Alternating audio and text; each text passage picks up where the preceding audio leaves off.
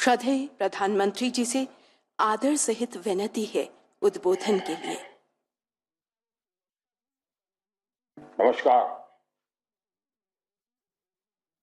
कार्यक्रम में हमारे साथ उपस्थित लोकसभा के माननीय अध्यक्ष श्री ओम बिरला जी, राज्यसभा के माननीय उपसभापति श्री हरिवंश जी, हिमाचल प्रदेश के लोकप्रिय मुख्यमंत्री श्री जयराम ठाकुर जी, हिमाचल विधानसभा में नेता प्रतिपक्ष श्री मुकेश जी, हिमाचल विधानसभा अध्यक्ष श्री विपिन सिंह परमार जी,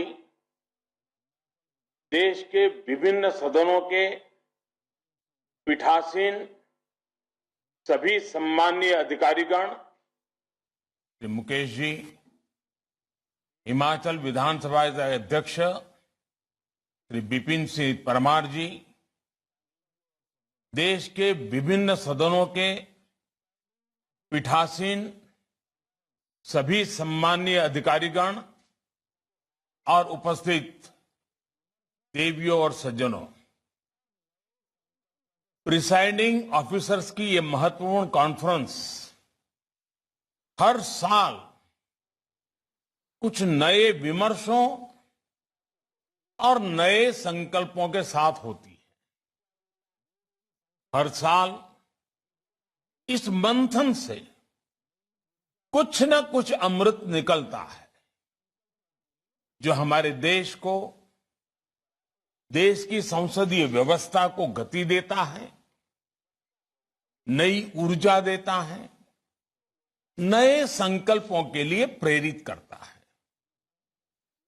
ये भी बहुत सुखद है कि आज इस परंपरा को 100 साल हो रहे हैं। ये हम सबका सौभाग्य भी है और भारत के लोकतांत्रिक विस्तार का प्रतीक भी है। मैं इस महत्वपूर्ण अवसर पर आप सभी को, देश की संसद और सभी विधानसभाओं के सभी सदस्यों के और सभी देशवासियों को भी बधाई देता हूं। साथियों, भारत के लिए लोकतंत्र सिर्फ एक व्यवस्था नहीं है। लोकतंत्र भारत का स्वभाव है, भारत की सहज प्रवृत्ति है। आपकी ये यात्रा इसलिए भी और विशेष हो गई है क्योंकि इस समय भारत अपनी आजादी के 75 साल का पर्व मना रहा है, अमृत महोत्सव मना रहा है। ये संयोग इस कार्यक्रम की विशिष्टता को तो बढ़ाता ही है, साथ ही हमारी जिम्मेदारियों को भी कई गुना कर देता है। साथियों, हमें आने वाले वर्षों में देश को नई ऊंचाइयों पर लेकर जाना है, असाधारण लक्ष्य हासिल करने हैं। ये संकल्प सबके प्रयास से ही पूरे होंगे और लोकतंत्र में, भारत की संघीय व्यवस्था में जब हम सबका प्रयास की बात करते हैं तो सभी राज्यों की भूमिका उसका बड़ा आधार होती है। देश के बीते सालों में देश ने जो हासिल किया है उसमें राज्यों की सक्रिय भागीदारी ने बड़ी भूमिका निभाई है। चाहे पूर्वोत्तर की दशकों पूरी समस्याओं का समाधान हो, दशकों से अटकी लटकी विकास की तमाम बड़ी परियोजनाओं को पूरा करना हो, ऐसे कितने ही काम हैं जो देश ने बीते सालों में किए हैं, सबके प्रयास से किए हैं। अभी सबसे बड़ा उदाहरण हमारे सामने कोरोना का ही है। इतनी बड़ी लड़ाई देश ने सब राज्यों को साथ लेकर जिस एकजुटता से लड़ी, वो अपने आप में ऐतिहासिक है। आज भारत 110 करोड़ वैक्सीन डोज, ऐसा बड़ा आंकड़ा पार कर चुका है। जो कभी असंभव लगता था, वो आज संभव हो रहा है। इसलिए हमारे सामने भविष्य के जो सपने हैं, जो अमृत संकल्प है, वो भी पूरे होंगे। देश और राज्यों के एकजुट प्रयासों से ही ये पूरे होने वाले हैं। ये समय अपनी सफलताओं को आगे बढ़ाने का है। जो रह गया है उसे पूरा करने का है, और साथ ही एक नई सोच, नए विजन के साथ हमें भविष्य के लिए नए नियम और नीतियां भी बनानी है। हमारे सदन की परंपराओं और व्यवस्थाएं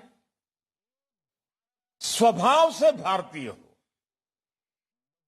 हमारी नीतियां, हमारे कानून भारतीयता के भाव को, एक भारत श्रेष्ठ भारत के संकल्प को मजबूत करने वाले हो।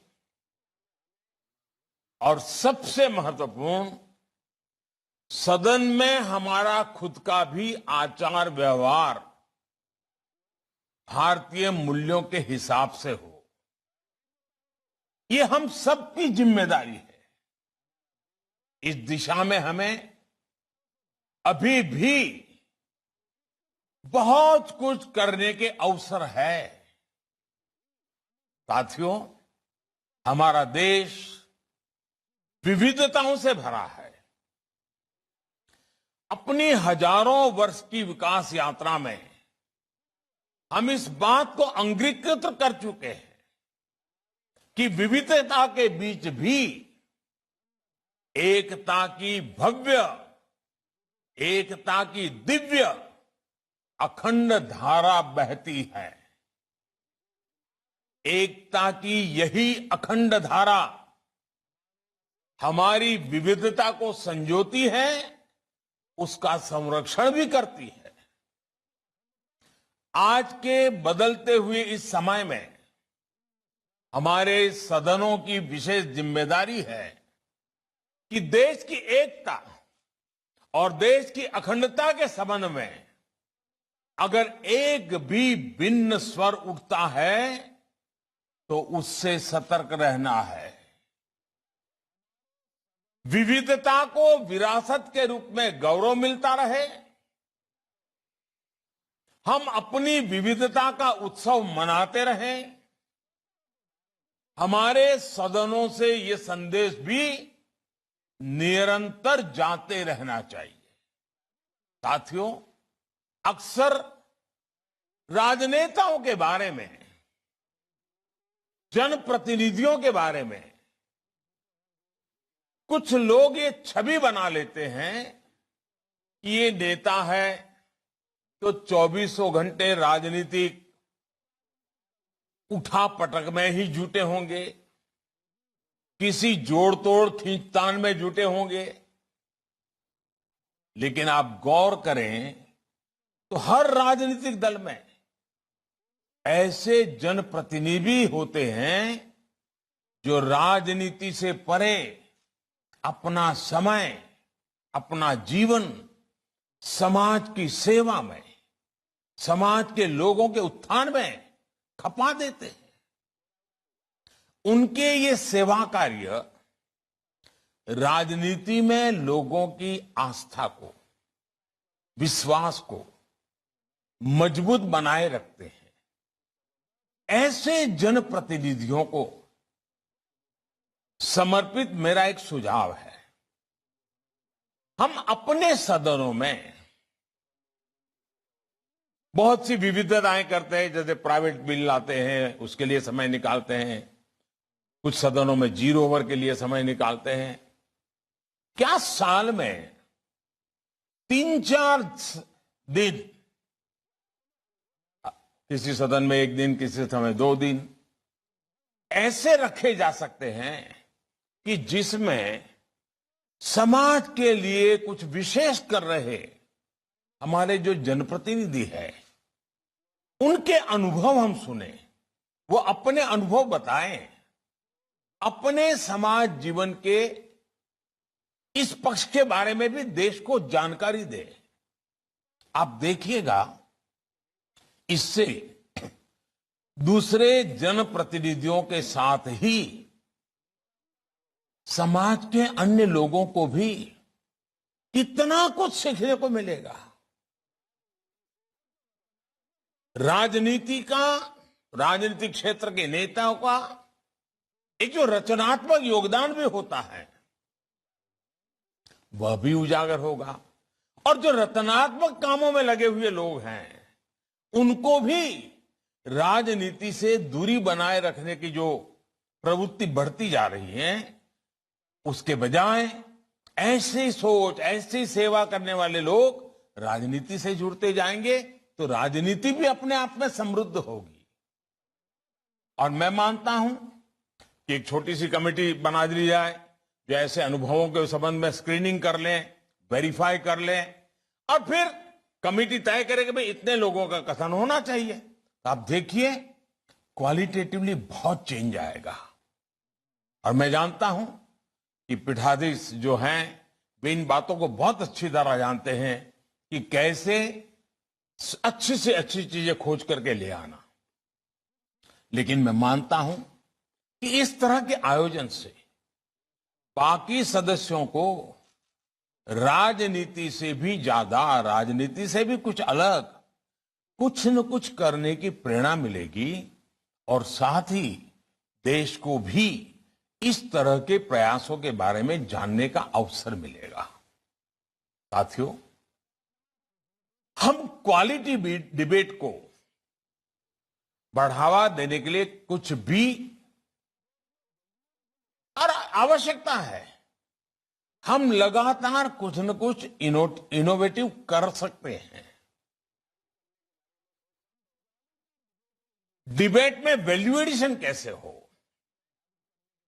क्वालिटेटिवली डिबेट लगातार नए स्टैंडर्ड्स को कैसे प्राप्त करे, हम क्वालिटी डिबेट के लिए भी अलग से समय निर्धारित करने के बारे में सोच सकते हैं क्या? ऐसी डिबेट जिसमें मर्यादा का, गंभीरता का पूरी तरह से पालन हो,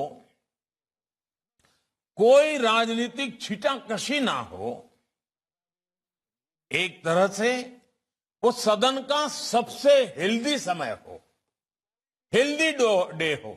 मैं रोज के लिए नहीं कह रहा हूं, कभी 2 घंटे, कभी आधा दिन, कभी 1 दिन। क्या हम इस तरह का कुछ प्रयास कर सकते हैं? Healthy day, healthy debate, quality debate, value addition करने वाली डिबेट, रोजमर्रा की राजनीति से बिल्कुल मुक्त डिबेट। साथियों, ये आप भी भली भांति जानते हैं कि जब देश की संसद या कोई विधानसभा अपना नया कार्यकाल शुरू करती है तो उसमें ज्यादातर सदस्य फर्स्ट टाइमर होते हैं। यानी राजनीति में बदलाव लगातार होते हैं, जनता लगातार नए लोगों को, नई ऊर्जा को मौका देती है, और जनता के ही प्रयासों से सदन में भी हमेशा ताजगी, नया उत्साह, नया उमंग आता ही है। हमें इस नए पैन को नई कार्य प्रणाली में ढालने की जरूरत है कि नहीं है? मुझे लगता है कि बदलाव आवश्यक है। इसके लिए ये जरूरी है कि नए सदस्यों को सदन से जुड़ी व्यवस्थित ट्रेनिंग दी जाए, सदन की गरिमा और मर्यादा के बारे में उन्हें बताया जाए।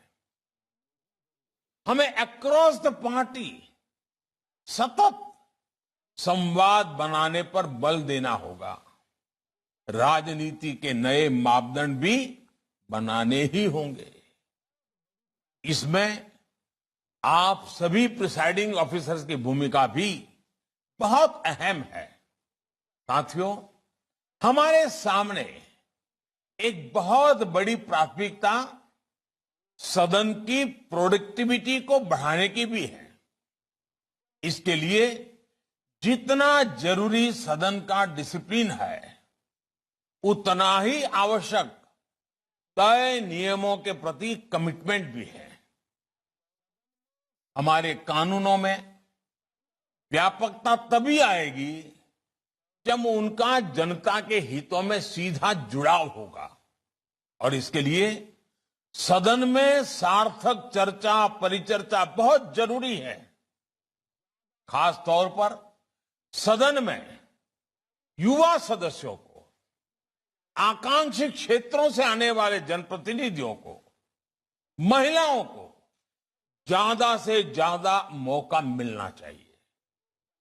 हमारी समितियों को भी इसी तरह ज्यादा व्यवहारिक और प्रासंगिक बनाए जाने पर विचार होना चाहिए। इससे हमारे लिए न केवल देश की समस्याएं और उनके समाधान जानना आसान होगा, बल्कि नए आइडियाज भी सदन तक पहुंचेंगे। साथियों, आप सभी इस बात से परिचित हैं कि बीते सालों में देश ने one nation one ration card, one nation one mobility card जैसी कई व्यवस्थाओं को लागू किया है। क्या इसी तरह की सुविधाओं से हमारी जनता भी कनेक्ट हो रही है और पूरे देश में भी एक साथ हमने एक नया अनुभव आ रहा है, मानो देश उत्तर से दक्षिण, पूरब से पश्चिम, कोने कोने में कनेक्ट हो रहा है। मैं चाहूंगा कि हमारी सभी विधानसभाएं और राज्य अमृत काल में इस अभियान को एक नई ऊंचाई तक लेकर जाएं। मेरा एक विचार, one nation one legislative platform, क्या यह संभव है? एक ऐसा डिजिटल प्लेटफॉर्म, एक ऐसा पोर्टल जो न केवल हमारी संसदीय व्यवस्था को जरूरी टेक्नोलॉजिकल बूस्ट दे, बल्कि देश की सभी लोकतांत्रिक इकाइयों को जोड़ने का भी काम करें। हमारे हाउसेस के लिए सारे रिसोर्सेज इस पोर्टल पर उपलब्ध हो। सेंट्रल और स्टेट लेजिस्लेचर पेपरलेस मोड में काम करें। लोकसभा के माननीय अध्यक्ष और राज्यसभा के उपसभापति महोदय के नेतृत्व में आप प्रिसाइडिंग ऑफिसर्स इस व्यवस्था को आगे बढ़ा सकते हैं। हमारे संसद और सभी विधानमंडलों की लाइब्रेरीज को भी डिजिटाइज करने और ऑनलाइन अवेलेबल कराने के लिए चल रहे कार्यों में भी तेजी लानी होगी। साथियों, आजादी के इस अमृत काल में हम तेजी से आजादी के 100 साल की तरफ बढ़ रहे हैं। आपकी 75 वर्षों की यात्रा इस बात की साक्षी है कि समय कितनी तेजी से बदलता है। अगले 25 वर्ष भारत के लिए बहुत महत्वपूर्ण है। 25 साल के बाद हम आजादी के 100 साल मनाने वाले हैं, और इसलिए यह अमृतकाल 25 साल का बहुत महत्वपूर्ण है। क्या इसमें हम एक मंत्र पूरी मजबूती के साथ, पूरे समर्पण के साथ, पूरी जिम्मेदारी के साथ एक मंत्र को चरितार्थ कर सकते हैं क्या? मेरी दृष्टि से वो मंत्र है कर्तव्य। कर्तव्य, कर्तव्य, कर्तव्य ही कर्तव्य। सदन में भी कर्तव्य की बात, सदन से संदेश भी कर्तव्य का ही हो, सदस्यों की वाणी में भी कर्तव्य की महक हो, उनके वर्तन में भी कर्तव्य की परिपाटी हो, परंपरा हो, सदियों की जीवन शैली, आचार विचार में भी कर्तव्य प्राथमिक हो, सदस्यों के मंथन में, वाद विवाद में, संवाद में, समाधान में, हर बात में कर्तव्य सर्वोपरि हो, हर तरफ सिर्फ कर्तव्य की बात हो, कर्तव्य का बोध हो। अगले 25 साल की हमारी कार्यशैली के हर पहलू में कर्तव्य को ही सर्वोच्च प्राथमिकता दी जाए। हमारा संविधान भी हमें यही कहता है। जब सदनों से यह संदेश जाएगा, जब सदनों में यह संदेश बार बार दोहराया जाएगा, तो इसका प्रभाव पूरे देश पर पड़ेगा, देश के प्रत्येक नागरिक पर पड़ेगा। देश बीते 75 वर्षों में जिस गति से आगे बढ़ा है, उससे कई गुना गति से देश को आगे बढ़ाने का मंत्र है कर्तव्य। 130 करोड़ देशवासियों का कर्तव्य, एक महान संकल्पों की पूर्ति के लिए कर्तव्य। मुझे पूरा विश्वास है कि आज जब संसदीय व्यवस्था की 100 वर्ष की इस नई पहल के लिए आप सबको मेरी तरफ से बहुत शुभकामनाएं हैं। आपकी इस समिट बहुत ही सफल हो। 2047 में देश को कहां ले जाना है, सदन उसमें क्या भूमिका अदा करेंगे, इसकी स्पष्ट रूपरेखा के साथ आप यहां से चलेंगे, देश को बहुत बड़ी ताकत मिलेगी। मैं फिर एक बार आप सबको बहुत बहुत बधाई देता हूं। बहुत बहुत धन्यवाद। निष्काम भाव से कर्तव्य पथ पर निरंतर अविरल गतिमान परम